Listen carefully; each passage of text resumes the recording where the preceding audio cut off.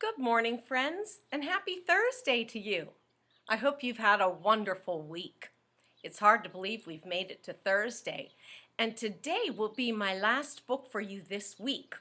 I know it's not Friday yet, but I'm going to take a couple days and take a little break, just like you are, for our Easter vacation.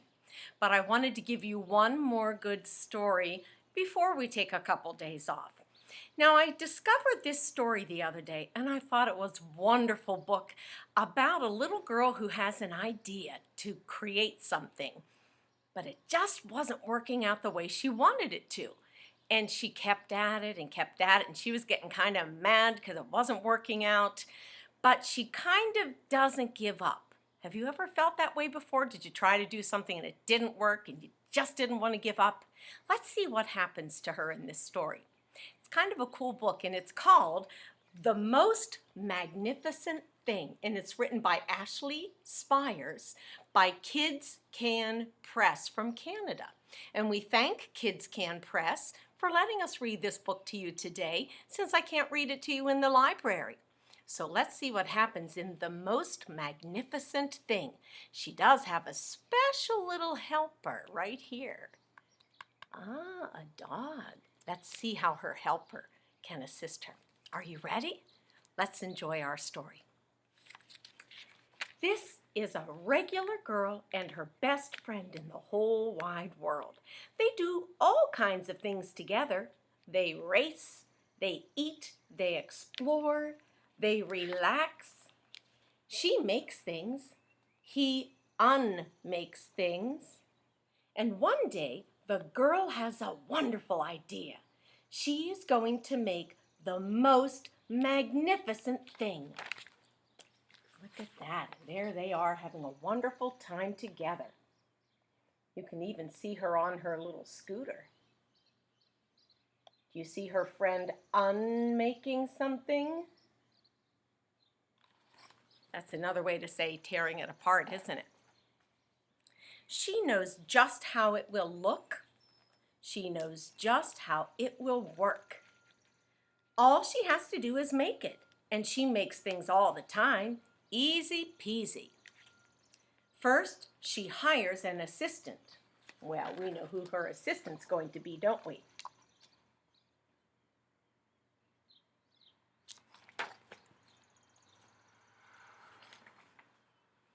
Next, they gather their supplies. They set up somewhere out of the way and they get to work. Well, I don't know if that's quite out of the way.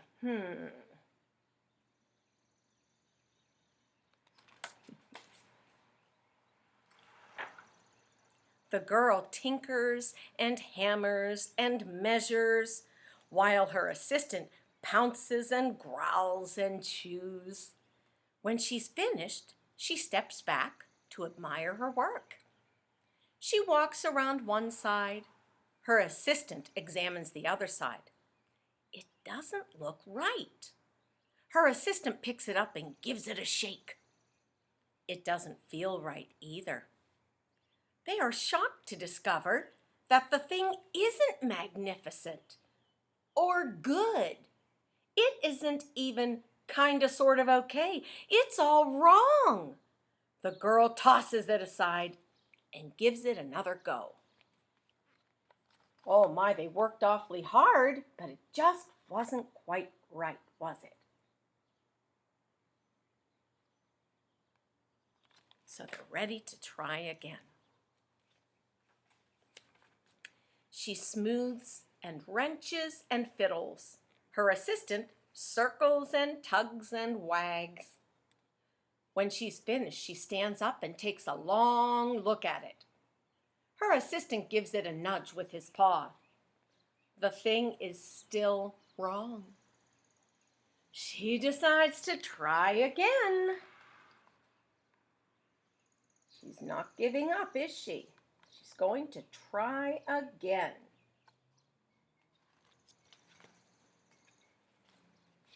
She sounds like she's a problem solver.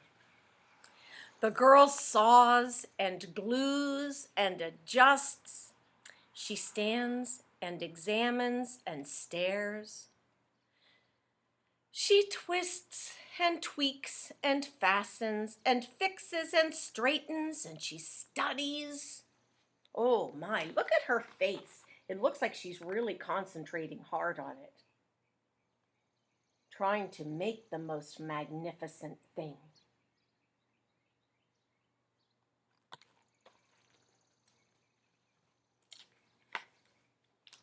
She tries all different ways to make it better.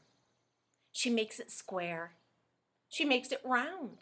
She gives it legs. She adds antenna. She makes it fuzzy. She makes it long, short, rough, smooth, big, small. One even smells like stinky cheese. Ugh.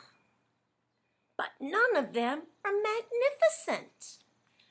Oh, so many things she's trying. Look at all of those ideas. But she can't find the one that makes it magnificent.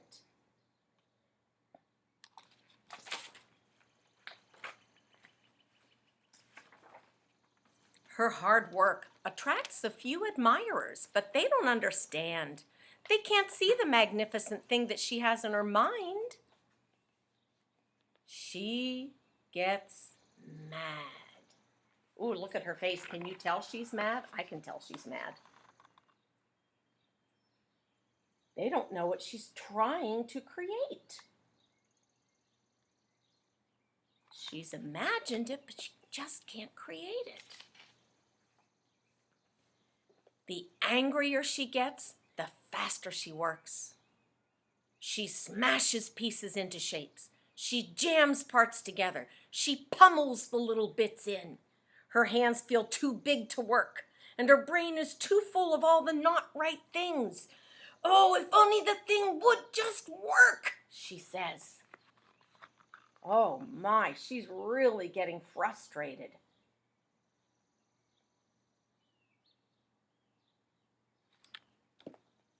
Have you ever felt that way? I know I have. And then, crunch. Look at her finger. The pain starts in her finger, and it rushes up to her brain, and she explodes. Oh, it is not her finest moment.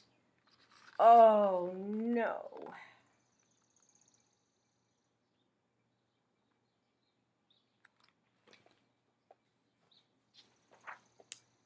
I'm no good at this. I quit, says the little girl. Her assistant suggests they take a walk. You see how he brought the leash over? Sometimes when things aren't working out, getting away from it and taking a walk might not be a bad idea. So it's not much help at first, but before long, she starts to feel different. And bit by bit, the mad gets pushed out of her head. See her walk she's taking? How everything starts to make her feel a little bit better, and the mad gets pushed out of her head, and happy things take over. I guess her assistant had a good idea. As they stroll along, she comes across the first wrong thing that she made, and the bad feelings are all about to start all over again. And then she notices something surprising. See all those things that she made wrong?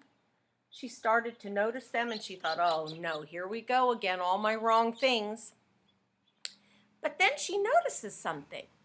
There are some parts of the wrong things that are really quite right.